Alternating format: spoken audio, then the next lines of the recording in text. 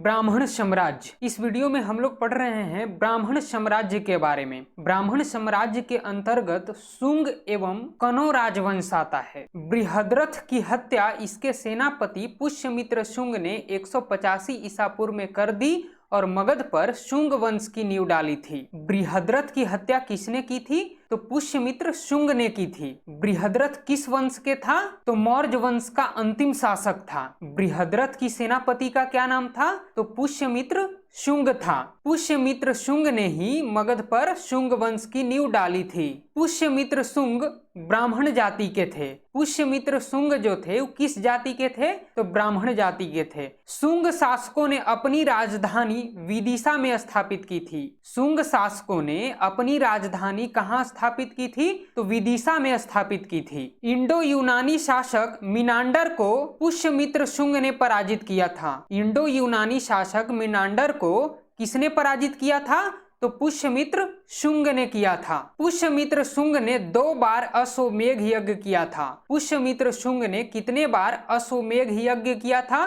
तो 2 बार किया था। पुष्यमित्र के लिए पतंजलि ने 2 बार अश्वमेध यज्ञ कराए थे। पुष्यमित्र शुंग के लिए किसने 2 बार अश्वमेध यज्ञ कराए थे? तो पतंजलि ने। भरहुत स्तूप का निर्माण पुष्यमित्र शुंग ने करवाया था। भरहुत स्तूप का निर्माण किसने करवाया था? तो पुष्यमित्र शुंग ने करवाया था। शुंग वंश का अंतिम शासक देवभूति था। शुंग वंश का अंतिम शासक कौन था? तो देवभूति था। देवभूति की हत्या 73 ईसा पूर्व में वासुदेव ने कर दी और मगध की गद्दी पर कनौ वंश की स्थापना की थी। देवभूति की हत्या कब हुई थी? तो 73 ईसा पूर्व में हुई थी। देवभूति की हत्या किसने की थी? तो वासुदेव ने की थी। मगध की गद्दी पर कनौ वंश की स्थापना किसने की थी? तो वासुदेव ने की थी। कनौ वंश का अंतिम राजा सुशर्मा था। कनौ वंश का अंतिम राजा कौन हुआ था? तो सुशर्मा हुआ था। सातवाहन राजवंश। अब हम लोग देख लेते हैं सातवाहन राजवंश या सातवाहन वंश के बारे में। सीमुक ने 60 ईसा पूर्व में सुशर्मा की हत्या कर दी और सातवाहन वंश की स्थापना की थी। सीमुक ने सुशर्मा की हत्या कब की थी? तो 60 ईसा पूर्व में की थी। सातवाहन वंश की स्थापना किसने की थी? तो सीमुक ने की थी। सातवाहन शासकों ने अपनी राजधानी प्रतिष्ठान में स्थापित की थी। सातवाहन यानी आंध्र वंश शासकों ने अपनी राजधानी कहाँ स्थापित की थी? तो प्रतिष्ठान यानी गोदावरी नदी के किनारे पड़ता है, वहां स्थापित की थी। प्रतिष्ठान महाराष्ट्र के औरंगाबाद जिले में है। प्रतिष्ठान कहाँ पे पड़ता है? तो महाराष्ट्र के औरंगाबाद जिले में पड़ता है। सातवाहन वंश के प्रमुख शासक थे सीमुक, सतकर्णी, गौतमी पुत्र सतकर्णी, वशिष्ठी पुत्र पुलमावी, यज्ञ श्री सतकर्णी। सतकर्णी ने 2 अश्वमेध यज्ञ तथा 1 राजसूय यज्ञ किया था। सतकर्णी ने कितने अश्वमेध यज्ञ किया था?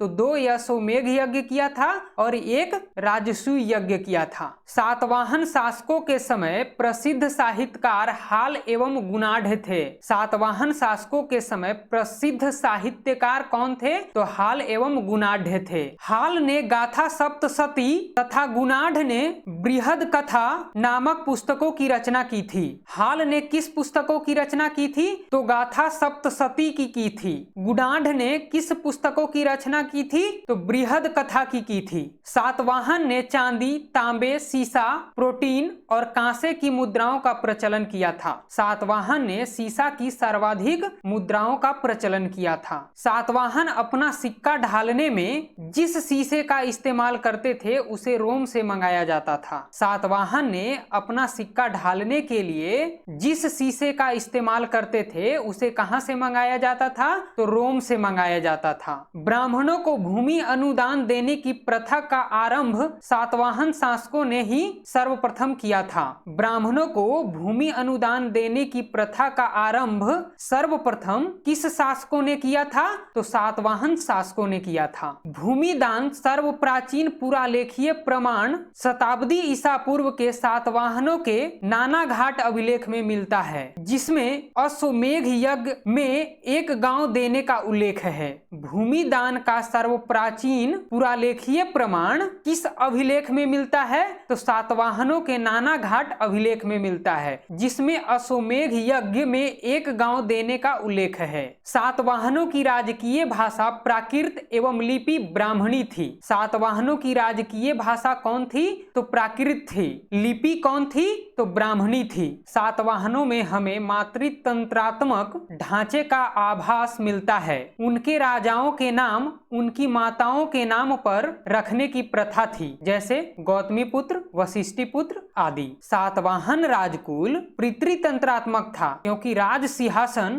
का उत्तराधिकारी पुत्र ही होता है। अब यहाँ पे एक चीज समझ लो, सातवाहनों में हमें मातृतंत्रात्मक ढांचे का आभास मिलता है, लेकिन सातवाहन राजकुल पितृतंत्रात्मक था, क्योंकि राज सिंहासन का उत्तराधिकारी पुत्र ही होता था। राजकुल जो था वो पितृतंत्रात्मक था सातवाहनों का, और सातवाहनों का जो आम पब्लिक होते थे उनका नाम मातृतंत्रात्मक था। सातवाहन शासकों ने ग्रामीण क्षेत्रों में प्रशासन का काम गौलमिक को सौंपा था। सातवाहन शासकों ने ग्रामीण क्षेत्रों में प्रशासन का काम किसको सौंपा था? तो गौलमिक को सौंपा था। गौलमिक एक सैनिक टुकड़ी का प्रधान होता था, जिसमें 9 रथ, 9 हाथी, 25 घोड़े और 45 पैदल सैनिक होते थे। एक टुकड़ी का प्रधान कौन होता था? तो गौलमिक होता था। गौलमिक में 9 रथ, 9 हाथी, 25 घोड़े और 45 पैदल सैनिक होते थे। सातवाहनों की महत्वपूर्ण स्थापत्य कृतियां हैं कार्ले का चैत्य,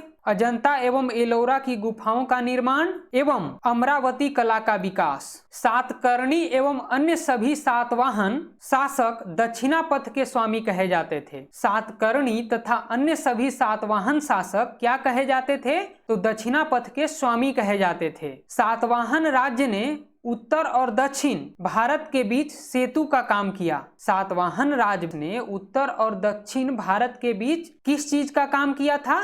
तो सेतु का काम किया था, यानी बांटने का काम किया था। चेदी राजवंश जो कि कलिंग के अंतर्गत आता था। अशोक की मृत्यु के उपरांत संभवतः प्रथम शताब्दी ईसा पूर्व में कलिंग में चेदी राजवंश का उदय हुआ था। अशोक की मृत्यु के उपरांत संभवतः प्रथम शताब्दी ईसा पूर्व में कलिंग में किस राजवंश का उदय हुआ था? तो चेदी राजवंश का उदय हुआ था। चेदी राजवंश की जानकारी हमें हाथी गुफा अभिलेख से मिलती है। चेदी राजवंश की जानकारी हमें किस अभिलेख से मिलती है? तो हाथी गुफा अभिलेख से मिलती है। हाथी गुफा अभिलेख भुवनेश्वर उड़ीसा में पड़ता है। खारवेल चेदी राजवंश का एक प्रतापी राजा था। चेदी राजवंश का एक प्रतापी राजा का क्या नाम था?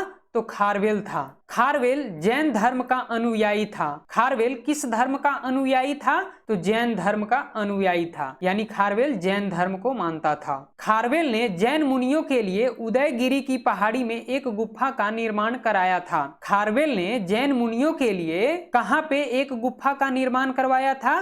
तो उदयगिरी की पहाड़ी में।